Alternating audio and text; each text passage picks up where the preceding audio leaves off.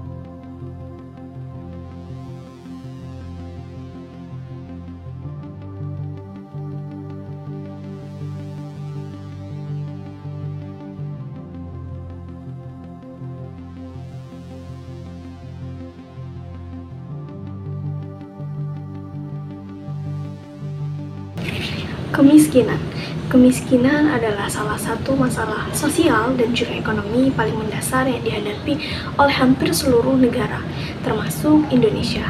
Isu ini lebih sekedar dari kekurangan uang, ia mencakup keterbatasan akses, kemudian pendidikan, kesehatan, peluang kerja, bahkan partisipasi dalam kehidupan bermasyarakat. Berikut adalah pengertian kemiskinan menurut para ahli dan juga lembaga. Kalau menurut Bank Dunia, mendefinisikan kemiskinan sebagai deprivasi yang nyata dalam kesejahteraan, yang mencakup pendapatan rendah dan juga ketidakmampuan untuk memperoleh barang maupun jasa dasar yang dibutuhkan untuk hidup secara bermartabat. Yang kedua, kalau menurut BPS atau Badan Pusat Statistik, secara operasional, BPS mendefinisikan kemiskinan sebagai ketidakmampuan dari sisi ekonomi untuk memenuhi kebutuhan dasar makanan yang diukur dari sisi pengeluaran. Selanjutnya, ada dari Amartya Sen memandang kemiskinan sebagai kegagalan kapabilitas atau capability failure. Menurutnya, kemiskinan bukan sekedar hanya kekurangan uang saja, tetapi kegagalan seseorang untuk memenuhi atau mencapai dan melakukan hal-hal berharga di dalam hidup. Berikut adalah 6 jenis-jenis kemiskinan, yaitu yang pertama ada kemiskinan absolut, artinya ketidakmampuan memenuhi kebutuhan dasar minimum seperti pangan, sandang, dan juga papan, diukur dengan garis kemiskinan. Lalu yang kedua ada kemiskinan relatif, artinya kondisi miskin akibat perbandingan dengan standar hidup mayoritas di lingkungan sekitar. Ini adalah diukur dengan ketimpangan. Kemudian yang ketiga, kemiskinan struktural disebabkan oleh sistem atau struktur sosial ekonomi yang tidak adil, yang menghalangi akses kelompok tertentu terhadap sumber daya. Dan yang keempat, kemiskinan kultural berkaitan dengan sikap ataupun mentalitas seperti pasrah atau etos kerja yang rendah yang menghambat kemajuan ekonomi.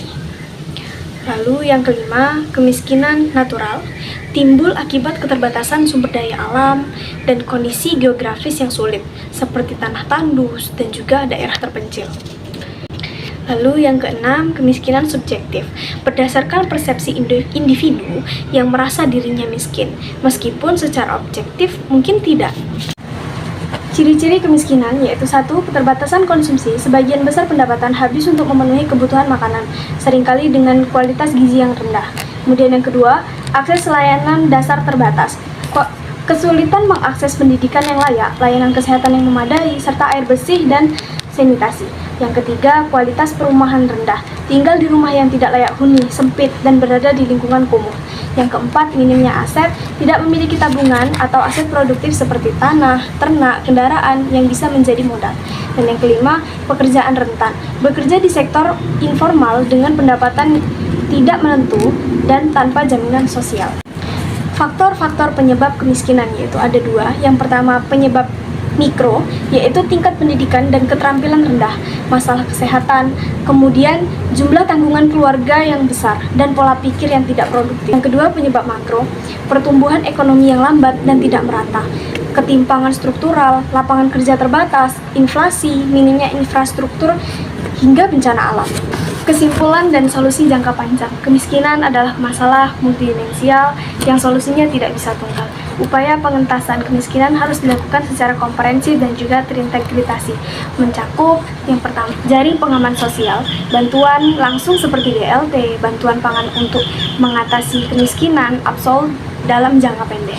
Yang kedua, pemberdayaan sumber daya manusia, peningkatan akses dan kualitas pendidikan, kesehatan, serta pelatihan keterampilan untuk meningkatkan kapabilitas individu. Yang ketiga, reformasi struktural, menciptakan kebijakan yang telah adil seperti reformasi agraria, kemudahan akses modal bagi UMKM, dan sistem pajak yang progresif untuk mengurangi ketimpangan. Yang keempat, membangun infrastruktur dasar secara merata untuk membuka akses ekonomi di daerah-daerah tertinggal. Dengan pendekatan yang holistik, diharapkan Indonesia dapat terus menekan angka kemiskinan dan mewujudkan pembangunan yang telah adil dan merata bagi seluruh rakyatnya. That's all my percentage from me. If there are any shortcoming, I apologize. Hopefully this is useful. Assalamualaikum warahmatullahi wabarakatuh.